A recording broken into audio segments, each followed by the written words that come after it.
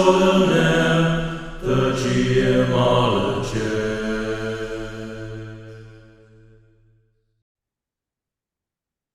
Hello, everyone, and welcome to the Geomologist Presents. This is number 6 of 10 of our ongoing, mine and Amy. Amy's joining me as the mega critic today, Hello. and our ongoing review of the top 10 Westerns according to IMDb. This is not our list. This is a list from IMDb of the top 10 Westerns. People have told us personally or told us verbally, well, what about this movie and that movie and this movie? Well, we will probably have a segment on honorable mentions, probably 3 or 4 honorable mentions after we complete the series. We have 4 more to go. So bear with us, send in your suggestions. That would be great. We do have a few already. Some obvious ones maybe are Tombstone, Stagecoach. Yeah, I've reviewed other movies with other people, and if you give like Long Riders, or Veracruz, I'll direct you to the podcasts that have done those reviews recently. So anyway, we do have some call-ins, Amy. I love Collins. So let's start with the call-ins and then jump into Once Upon a Time in the West, the 1968 epic spaghetti western, again directed by Sergio Leone, who has 3 in this list. So we'll get more details on that after the call-ins. Here's the first call-in.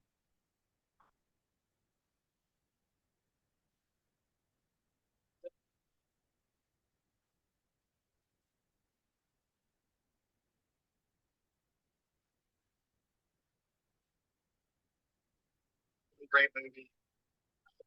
Good reviews good there.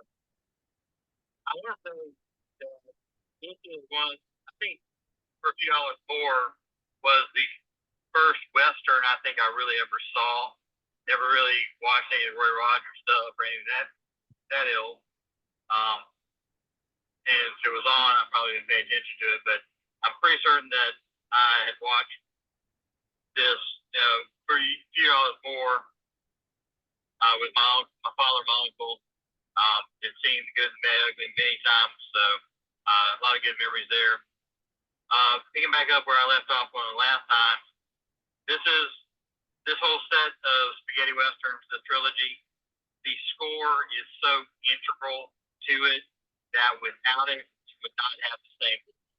It would not have the same effect, the same mood. It, this is one of the times where that music helps set the tone and even helps set the expectation of what you know to be coming up. Great stuff. Can't wait for the next review. All right, thank you, Evil Jeff. Do you agree with them? I think so. I mean, we've had this discussion in the past with several of our callers about what role music really does play. And I know for me personally, music makes a huge difference. I've tried watching the, shall we say, silent films, and they're always playing a piano or music to keep you enraptured, and they try and make the music go with the scene, even though it normally doesn't. But it does make a difference to me. Yeah, definitely. I think music for sure is integral. The classic work of the music, of course, is by Ennio Morricone, and his classic work, especially for Good, the Bad, and the Ugly, is top notch.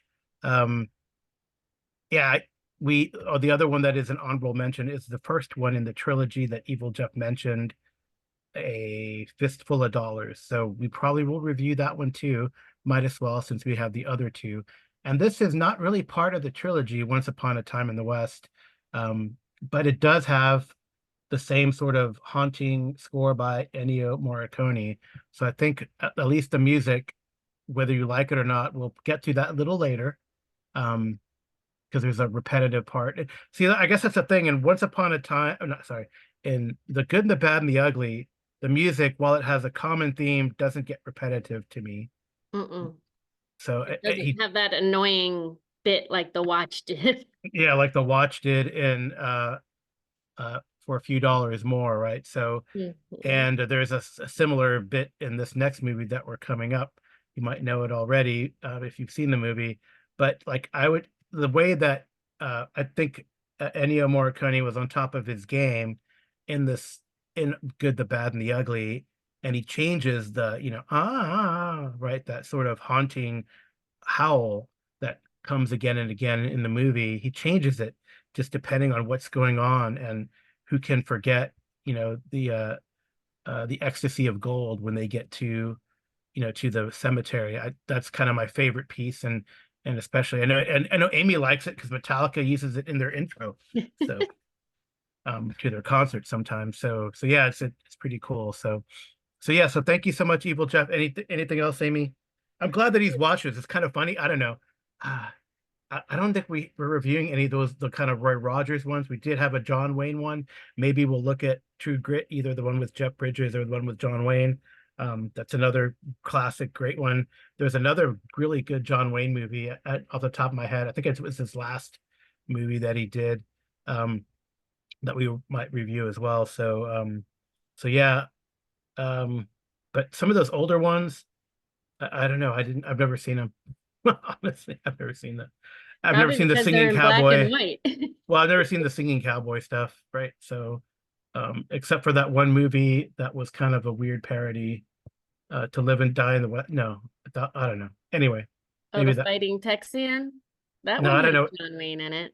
Yeah, I don't know. Anyway, all right. So our other call is about 4 minutes. So hang in there, bear with us and hopefully my arm doesn't give out as I hold the phone near the microphone. But this next call is from M.W. Lewis of the World of M.W. Lewis. He does a lot of kind of old school game type review, especially the classic AD&D and the like. So go check out his podcast. And Evil Jeff also has a podcast, Minions and Musings. Both of those will be in the show notes. All right, here's MW. Hey, Carl, this is M.W. Lewis calling in. I just want to say that I have been listening to your Western reviews with Amy, your lovely wife, and I want to say that I'm really enjoying your reviews of these movies. I've seen all these movies, and I don't always agree with your assessments even, but that doesn't mean they're not enjoyable, because they are thoroughly enjoyable. What I'm realizing, especially in the post-pandemic world, this post-apocalyptic world we live in, is a lot of us are consuming media in the confines of our own homes, in front of our enormous televisions. And for someone like me, it could be alone. I might just be alone. My boys have moved out. I don't live with anybody. So if I watch a movie, I'm just by myself. And the reaction to the movie occurs only in my mind. One of the many things swirling around my mind are my thoughts about the media I consume. And what's nice, and I realized this when I went and saw The Warriors at the AFI Theater a few weeks ago. Even though I had just watched it on Pluto TV or AMC or something like that, and I've reviewed it with Jason Connerly on Nerds RPG Variety Cast, I realized that in the theater, with about 30 people in there, I reacted to the movie. I experienced the movie differently, hearing the way they reacted to certain aspects of the movie. So that was eye-opening. And so I think listening to your podcast about these Westerns, which of course you're never really going to see in the movie theater. Well, I might, because I have AFI right next door, and they do run these movies periodically.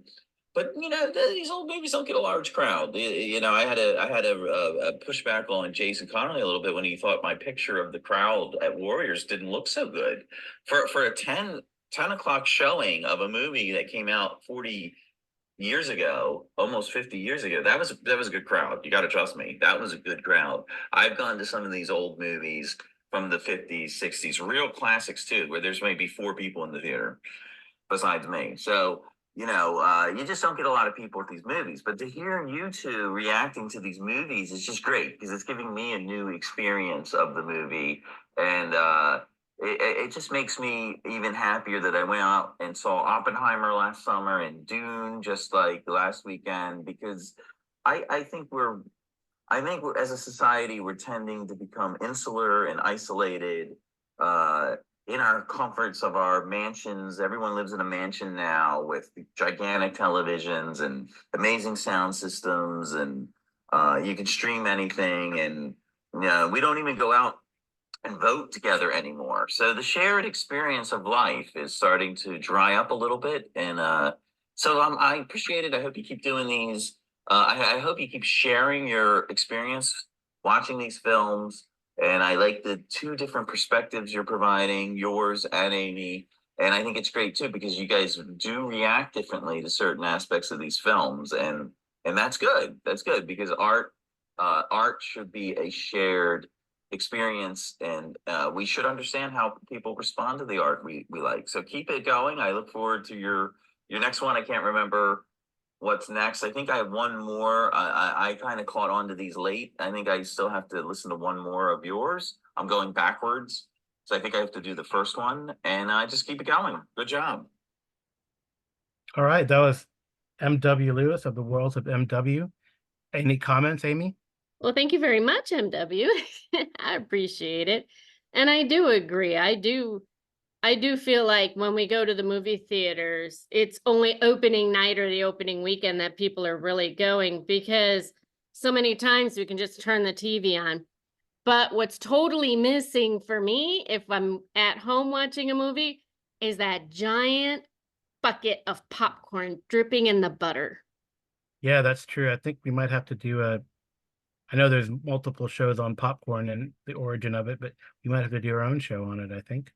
We almost have to, Yeah, and because it actually did surprise me. yeah, it did. But It did.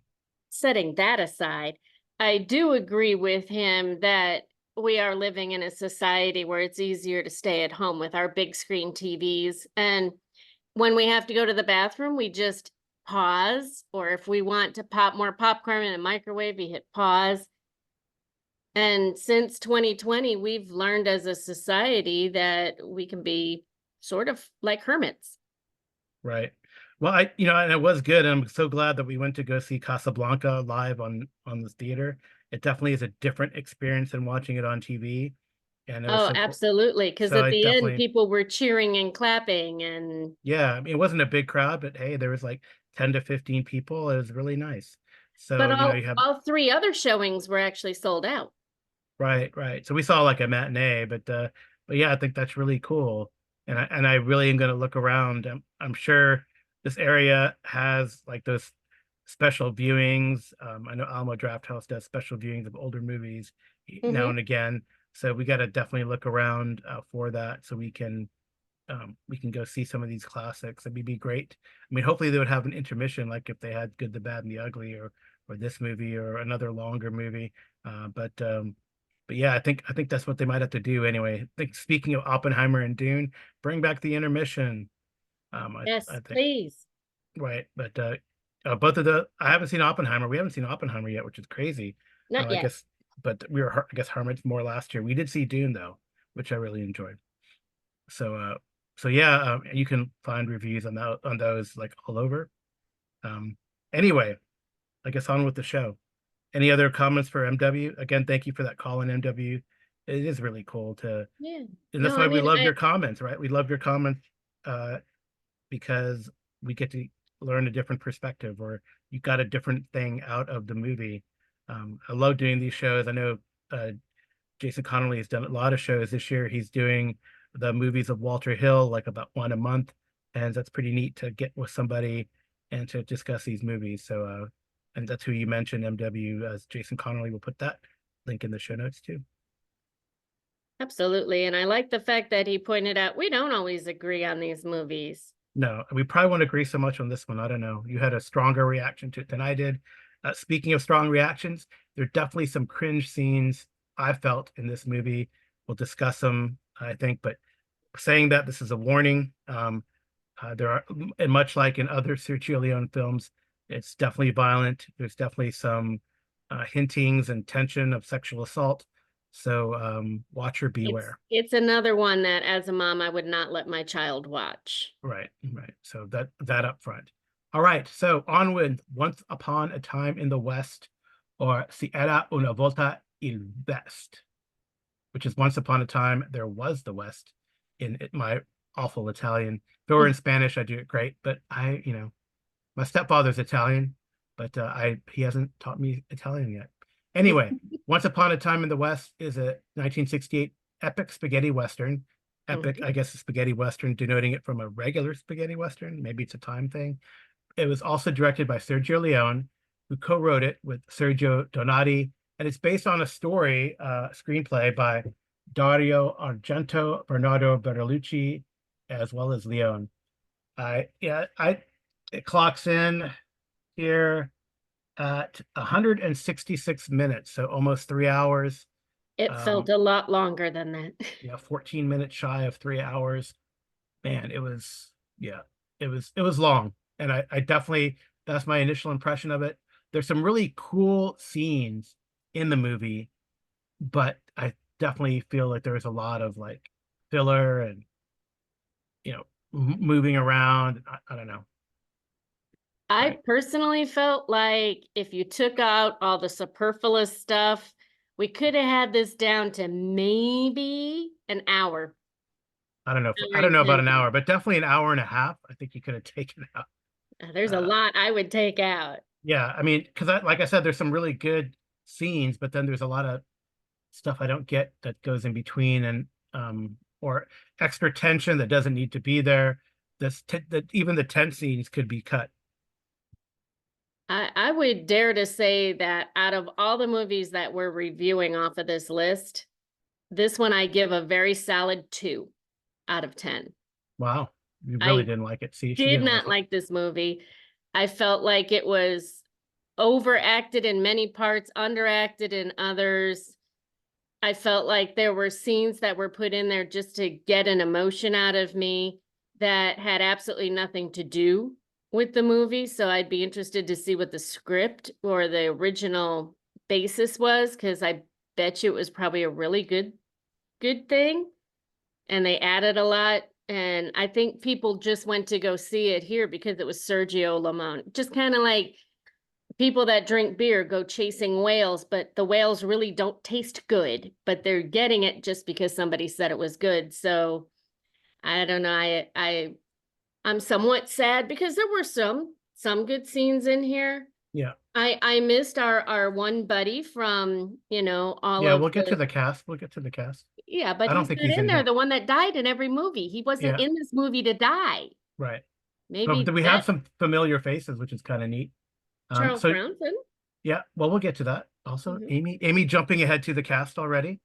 I Anyway, am. so speaking of its reception, it did cost a lot to make. It cost $5 million to make, and it only made $5.3 million in the US, though made 40 million worldwide. So I guess it's almost an 8 times return. So I guess it was a sort of blockbuster, although maybe in the US they're like tired. They're like, come on, it's so long. No intermission. And I bet they didn't have an intermission. Yeah. So let's jump to the cast. I am surprised right off the bat because on 2 posters I see that Claudia Cardinale, who plays Jill McMahon, a widow who kind of is maybe the main focus of Once Upon a Time in the West. She just kind of arrives there in the midst of a tragedy. She gets top billing, which is interesting, I think. And I think it's a good tale that does revolve around her. There's also Henry Fonda, who surprisingly plays a bad guy. I guess he played a villain. You had a little anecdote about that, I think, right? About Henry Fonda. Somewhat, but I can give that when we do some of the trivia. Yeah, okay. Unless you want me to do it now. No. We have Jason Robards as Manuel Cheyenne Gutierrez, Charles Bronson as Harmonica, who's the main protagonist, I would say. Gabrielle Ferzetti as Mr. Morton. We have a lot of like sort of side players, or not sub characters as well. Most importantly, I would say, are the gunmen in the first scene. One who you probably recognize, Woody Strode, who was John Wayne's character's Batman in Man Who Shot Liberty Valance, right? So that's the first gunman. And Jack Elam is also one of the gunmen, so you'll recognize Jack Elam from a lot of stuff. So the other people you've probably seen around, but I don't see any notables. At least I'm not as versed in Italian cinema. as other people are, but maybe some of you might know and comment on that. So that's the cast. You know, I don't know if I was a big fan of Charles Bronson in this movie, truth be told. Henry Fonda I thought was great as a villain, really. And But Jason, I think the best part of the movie for Henry Fonda was the opening scene, which really didn't have anything to do. That's part of it that I would have cut out. oh, you mean the opening gunman scene? He's not even in there. He just mentioned. No, when The second when they're opening waiting scene. for the train and then they pull Yeah. up and I'm just like, come on. You locked the guy in a cabinet. Why? Why did we need to spend 15 minutes to lock a guy in a cabinet for us to never do anything? It just, I don't know. Yeah, well, Henry Fonda's not even in that scene, but his people are, and that's how the movie starts. This train arrives, and this. I mean, I like the cinematography, and I love the weird boardwalk or how the train stop was laid out with this kind of warped. There's some great visuals in this movie. This like warped wood is there where the train stop, and there's these three gunmen waiting for somebody, and the person they're waiting for is Charles Bronson's character Harmonica. Like we said, Woody Strode and Jack Elam are among these gunmen, and that's where we skip that honestly annoying harmonica. God, that drove me nuts. And it wasn't even a good harmonica sound. It didn't even sound like someone playing a harmonica. It was terrible. And not to mention in that opening scene, didn't we spend at least 5 minutes watching this guy trap a fly in a bottle? Yeah, there's a lot of like superfluous scenes and close-ups and things that Sergio Leone likes to do, but I don't know. It could have gone through a good editing, truth be told, right? Because there's a lot of repetitive stuff. Sure, you see the guy try to trap the fly or do something with the fly, but we don't need to spend 4 minutes on it. But Cut it had down. nothing to do with the movie. They Right, could have just cut to them shooting at Charles Bronson's character, and we could have right. cut the first 30 to 35 minutes off of this film. Yeah, similarly, the second opening scene, we haven't even met. We only met Harmonica, Charles Bronson's character. We hear about Frank, Henry Fonda's character, but then in the second scene, we haven't even met the principal. We haven't even met Jill yet, or Cheyenne, Jason Robards' character, and yeah, and these people they killed this family, and that scene I think dragged on. And here we actually meet Frank as a bad guy. They killed this man and his three children at their Sweetwater Ranch. Oh, And yes. that's While you're doing that, I'll give you that fun little trivia. okay. Did Go you realize that the whole reason why Sergio Leone wanted Henry Fonda to play Frank is that he wanted, when they were panning down, or I guess it's more like panning up, he wanted the audience to be shocked to see Henry Fonda as a bad guy because he had only played good guys up to that point in time. Right. And I think, I mean, Frank to me is probably he's a great anti-hero. He's a great villain, I guess, not really anti-hero. He's a great villain. I guess more Harmonica is an anti-hero because he's not a nice person. But I mean, so are the Clint Eastwood, Man with No Names, right? They're kind of anti-heroes. They're kind of mercenary, mean, not really good, even though he's called good in The Good, the Bad, and the Ugly. But Harmonica is like that type of character, and I feel like did they try to get Clint Eastwood for this one? I think Clint Eastwood and Sergio Leone were not exactly seeing eye to eye at this point in time. Yeah, maybe. Yeah, and the style, it's a much slower pace and somber theme. Honestly, I think that's what really kind of makes it drag, unfortunately. But Well, that and it was very disjointed. yeah, I mean, there's like I mean, scene, we're waiting on a scene. train, and then we cut to a guy out with his child shooting birds so we can go up and kill his family, and then we go back to another train, and it's just so disjointed. And then they spent so much time talking about Mrs. McBain being basically a prostitute from New Orleans. Yeah. And that went nowhere. And I'm just, oh goodness. Yeah, so Frank is the bad guy, Henry Fonda, and he is working for a railroad tycoon named Morton, who wants to get the land owned by the McBain family. It's an interesting railroad town plot, and you get a lot of money apparently if you get the town that the railroad goes through, and you only have a certain amount of time, which And kind of comes. it had the well, so it Yeah. was the only one that had water around. Right. Yeah, and then they try to frame this outlaw Cheyenne, played by Jason Robards, I guess has just gotten out of jail. And then Harmonica wants to go after this guy because there's this thing about the dusters. There's a lot of like little, things to misdirect, but then early on, Harmonica finds Cheyenne. He says, "I'm not the dude. I want to help you get these dudes." Right. So yeah, I think anyway. So what happens? Jill shows up. They make this big deal that she's a prostitute who married McBain, but she's a sole heir. And then it would be subject to a reverter, and they would forfeit Sweetwater. So then Morton would get it and be able to run the town, type of thing. So he tries to make a deal with Jill, but then Frank wants the land for himself. And we learned that Mr. Morton is also like he's suffering from something called spinal tuberculosis, so he's dying, or he's can't walk very well. Yeah. So Again, anyway. another side plot that went nowhere. Yep. Yeah. So. And then we learned that Mrs. McBain, since she was the prostitute, was willing to sleep with Frank to try and get him to leave her alone or give her money. Yeah, I didn't like that scene either. And then the scene where there's a scene earlier when they try to kill Jill. Frank and his men try to kill Jill, and Harmonica happens to be there. Also, the first scene where they meet Cheyenne, where there seems like a lot of tension, like all these, like Sergio Leone loves these close-ups with wolfish-looking men eyeing the girl, and there's this really odd, I would say, assault-like scene with between Harmonica and Jill. I don't know what the point of that. Sleeves off. Yeah, I don't know what the point of that was, really. I mean, it could have been odd. cut. Yeah, it was odd.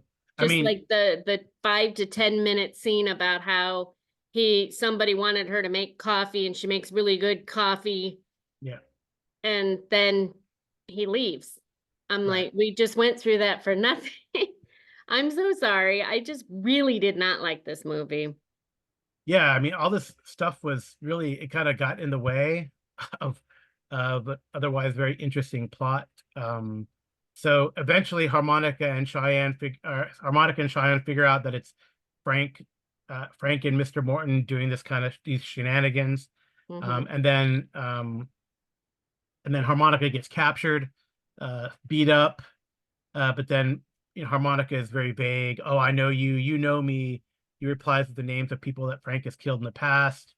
I guess that becomes kind of more interesting later, but again, it could have been. Well, it's not until the end of the movie that we find out why Charles Bronson is called Harmonica, and it's because Frank shot his father. Right. No, not killed his brother and made him watch. And then so yeah. It's again, that was not necessary. Yeah, I mean, you just could have cut to it. It would have been more interesting instead of this. I feel like that again was drawn out. It was a cool scene how he Cheyenne's men rescued them. They collaborate to help Jill save Sweetwater, because they find all of the stockpile of equipment that Mr. McBain had. I do like that name, McBain, though. That's kind of a cool name. So I don't know. I mean, anyway, they kept going, and then Frank had the train with that other guy, and no, well, we did that already. No, because they had to go get the money to bring it back when she was auctioning the property off. Right, but then what happens is that the plot that Harmonica and Cheyenne have is because Cheyenne's a wanted fugitive, and that's going to be the price. So he was able to use use Cheyenne as collateral basically to help Jill get the property, or keep the property, so it's not like sold, because like Frank's men are in the auction and they try to mess with the people and intimidate them so the price stays low, and Morton and Frank can get them. But meanwhile, Morton's tired of Frank and he's bribed Frank's own men to kill him. But then Harmonica saves him right after this, and I guess because Harmonica has this vendetta against Frank that we're learning. Mm-hmm. Yep. And then unfortunately, see, that's the crazy thing. So we have all this superfluous stuff, but then what they could have shown and we really missed, because it happens it happens like off camera, is like Cheyenne, when he escapes custody, he and his gang engage Frank's remaining men on Morton's train, but we never see it. Nope, Right. they just all of a sudden have the They're all gold. dead. They're all dead. Morton's dying. Right. And I would have rather have seen that fight than people building.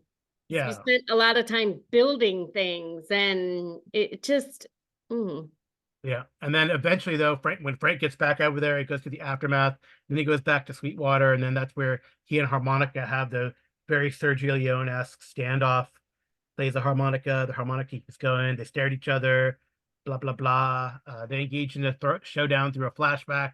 You see that Frank once hanged Harmonica's older brother, and to support him on his shoulder, right? So and then of course the boy collapses under the weight. The boy collapses under the weight, and his brother is hanged, and then they draw, and of course Harmonica wins. And I don't know, are you hearing a bing? I apologize for that. mm-mm. I don't know what's going on. Something wants an update, but I'm not allowing it. Okay. Anyway, so Harmonica beats Frank to the draw, and then as he lies dying, Frank asks him his identity, and then he puts a harmonica in his mouth, and then Frank remembers apparently, and then dies.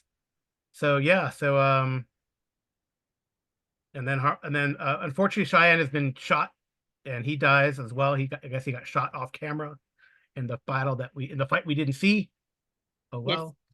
Yes. And then Jill stays, I guess becomes the owner, rich lady of the town, and Harmonica takes off, because that's what they do. But Harmonica went back and to sit with Cheyenne till he died, I thought. Yeah. He did. That was kind of cool. That was a good mini bromance, I thought, between Cheyenne and Harmonica. I thought Jason Robards did a great job, even though, well, he's not the ethnicity of, I don't think so. Oh, I don't know. I think Robards, it might be Greek, but anyway, or something. I don't think he's Hispanic. In any case, right. No, So he was born in Chicago, Illinois. Okay. And he's Swedish, English, Welsh, German, and Irish. Well, there you go. He's from the Hispanic Irish group, I think. In any case, that aside, I think I like Robards' character in that movie, and I think it's a good relationship between Harmonica and Cheyenne. And of course, Jill asks Harmonica to come back, and he's like, "Yeah, someday," But that's what these men with no name do, right? Yeah, I wouldn't ask him to stay if that horrible harmonica sound was always around. Yeah, maybe that's it. Yeah.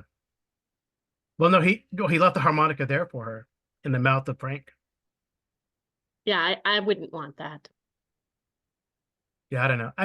So I say, like I said, there were some good scenes that we've highlighted here, I think, but overall, it dragged. It was long. That's my opinion. I apologize to our viewers that absolutely love this movie, but I feel as though it shouldn't have been on this list at all.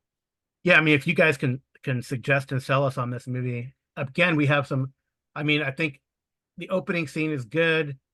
I mean, you got to see why it's probably. I mean, not that I don't like the killing of the children thing, but I mean, right? So Frank even kills a little boy, right? So Henry Fonda is like really a bad guy, right? But that was just so long. It dragged, right? I guess I want to increase the tension. I think it moves along, but there's some superfluous stuff that we can get rid of. The fight the fight we never saw would have been nice to see. So I don't know. Personally, I think you could probably do an entire rewrite on this yeah, yeah, and cut it down to what, 90 minutes and yeah. be done 90 with minutes. it. I think so. It would have cost you less money to make it. And Right. maybe you would have actually won some awards. It's not that he had bad cast members, but Mhm. man, he's just banking on his name on that one. And it's a definite never watch again for me. Yeah, I mean, in Italy it was 175 minutes. Why does he hate Italy? He's always extending the And videos apparently there. it featured a yellow tint filter and several scenes were augmented. Wow. Okay. Maybe they got to watch the scene that got cut that we wanted to see where Oh, Cheyenne maybe. got Yeah. shot. That might be. I don't know. Does anyone know about that? Maybe that'd be interesting to see. I just fast forward to there, I guess. I don't Anyway. know. Needless to say, Mhm. I wouldn't play this game as an RPG. Yeah. Well. It was not fun to watch as a movie, so I would probably bow out If you unless you were told us we were doing as playing, what like a funny thing or a spoof on it. you didn't like Jill McBain's character, Amy, you wouldn't be the widow who comes to claim and recruit people to fight The for her widowed land. prostitute that was sleeping all over the place with people. No, not exactly. Yeah. Although I do make good coffee Yeah. I mean, she only slept with one dude in the movie. too. Who's the other one? She said that she slept with her husband before he Oh, came right, back. right. Yeah. Okay. Yeah, but that was off camera. Only on camera. Everything happened off camera. Yeah. So, yeah, I mean, people like it. It has a good critical response. Although people didn't like, didn't they said that Cardinale's, although it was a good casting choice, she her her her performance was uh too pa too passive, and maybe that's the director. Usually she's pretty, more forceful. That's a convoluted plot again, right? But some of the people who make, like George Lucas, Scorsese, Tarantino, they kind of always cite Once Upon a Time in the West as an influence. Maybe an influence, maybe they've done it better. And again, like it's gotten, really good. It was good on IMDb and Rotten Tomatoes. So we're in the minority that Amy gives it a 2 and I give it about a 6.5. Oh. So Well, yeah, I I thought I mean, was being generous with the 2. yeah, I think it'd be fun. I mean, you could do Savage Worlds because it does have sort of the dual mechanic, I think. Boot Hill, of course, works. There's I do the whole land thing as a side quest might be interesting to do. Maybe so there's like It would be a Cepheus. better movie if maybe they did a Call of Cthulhu scene and had a monster come out of the well. Maybe, I don't know. I think that there is this one game, Cepheus Deluxe, that has sort of I think it has like a Western hack where you can play through a Western, and since it's traveler based, it probably has rules for more for domain play.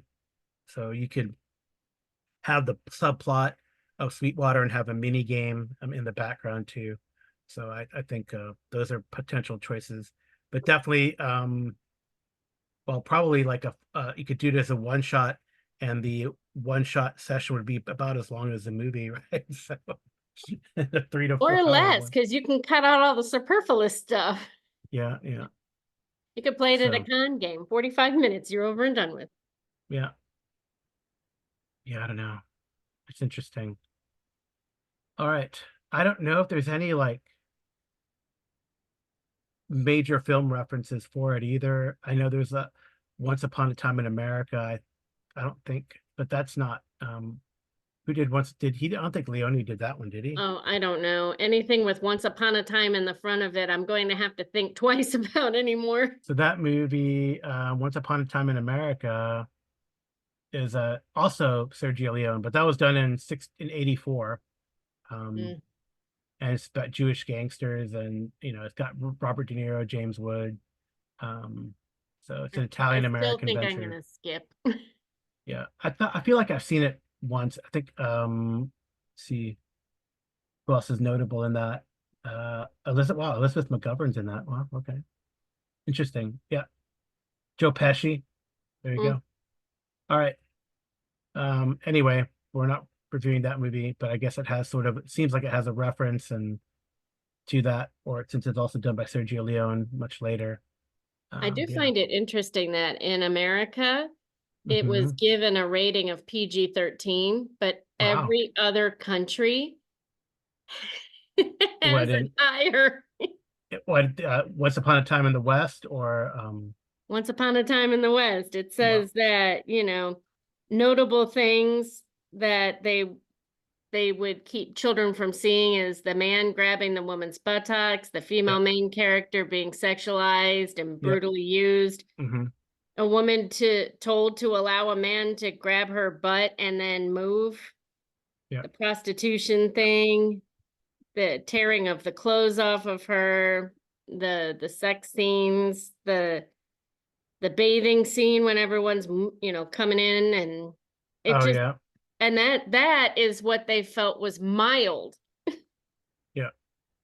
It's like, oh, not to mention I didn't think that. all I of the guess they would have had alcohol, ratings the back then. drugs, the smoking. It's not an appropriate movie for children, in my opinion. Yeah. Well. All right. Well, I think we've done this movie to death. Yeah. Not our Sorry, favorite. everyone. It's Not our not favorite. an We're exciting. seeing for completeness in the Sergio Leone 1960s film era. I will agree to disagree with you on that one. Yeah, some good scenes here and there. About Hey, 3. yeah. So yeah. So there you go. And some game recommendations. Amy wouldn't play in the game if I put Nope. it at a convention, apparently. I'd let everyone else play. Yeah. Okay. Well, thank you so much, Amy. Well, thank you. Despite your negativity. Well, I just didn't like the movie, but I did apologize up front. That's true. All right. And then with that, well, I guess we'll end it here. Good night. And good rolling.